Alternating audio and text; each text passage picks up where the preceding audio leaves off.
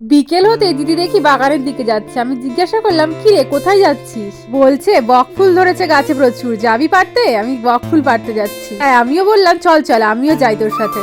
মোটামুটি সকলে সাদা বকফুল খেয়েছেন, লাল বকফুল খেয়েছেন কখনো? এই যে আমাদের লাল বকফুল গাছ, যারা যারা বকফুল গাছ দেখেননি চিনে নিন। বকফুল গাছ এমনি হয়, জানেন তো? বকফুল গাছ হয় প্রচুর নরম, একটু জোরে টান দিলেই পুটপাট ভেঙে যায়। তাই হাতের নাগালে যেটুকু পেয়েছি সেটুকুই পেরেছি, তাও দেখুন এই পাতা সমেত ছিঁড়ে এসছে। বকফুল পাচ্ছি আর আমাদের ঐশী বলছে, দেখো মিমি, তোমার জামার সঙ্গে বকফুলের রং একদম ম্যাচিং হয়ে গেছে। সত্যিই তাই। আর বকফুলগুলো ক্যামেরাতে যেমন সুন্দর, সামনে থেকে আরো সুন্দর দেখতে হয়। আর এই বকফুলের বড়া খেতে খুব সুন্দর লাগে। আজকে সেই বকফুল দিয়ে বোন সন্ধ্যেবেলা বড়া বানিয়েছে। চলুন আপনাদের সঙ্গে রেসিপিটি শেয়ার করে দিই। প্রথমে বকফুলটিকে ধুয়ে নিয়ে ওর মধ্যে বেসন, একটু লঙ্কার গুঁড়ো, একটু জিরের গুঁড়ো আর একটু কালো জিরে দিয়ে আর জল দিয়ে মাখিয়ে নিয়েছে। তারপরে একটু হলুদ মিশিয়েছে।